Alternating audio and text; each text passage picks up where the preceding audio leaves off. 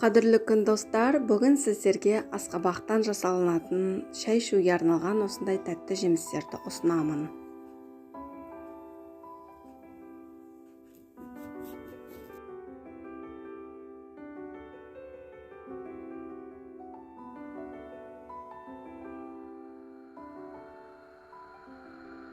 Асқабағымызды тазалаймыз және кесуге кірісеміз. Кескен кезде барынша бірдей қылып кесуге тырыстым. Өте үлкен қылып кесудің қажеті жоқ.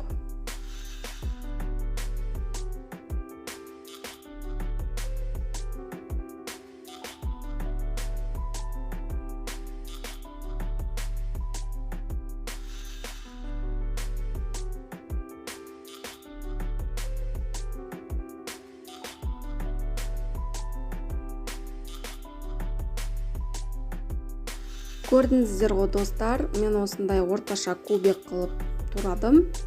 Кішкене лимонымыздың шырынын қосып, қант сеуіп қоямыз.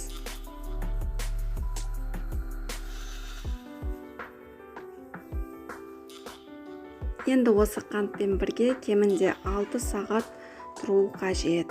Араластырып қоямыз.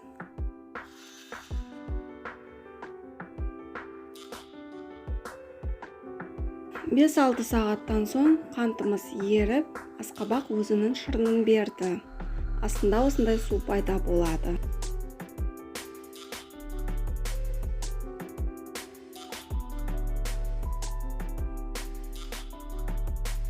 Ал енді асқабағымызды қайнатамыз. Мен асқабағымды бір рет қайнатып алдым, бірақ егер сіздердікі қаттылау болса, 2 рет, 3 рет қайталап қайнатуға болады.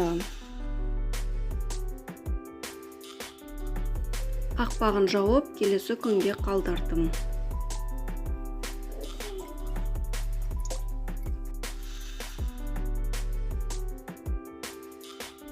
Асқабағымызды ылғалдан ажыратып, кептіруге кірісеміз.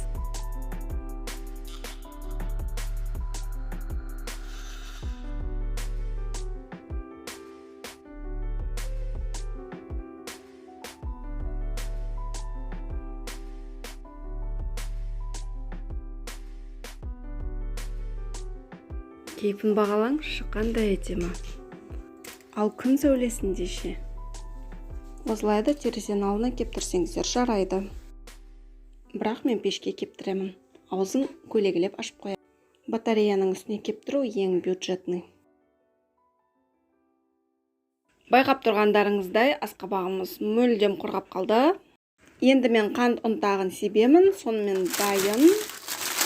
Қосып крахмалды да себуге болады.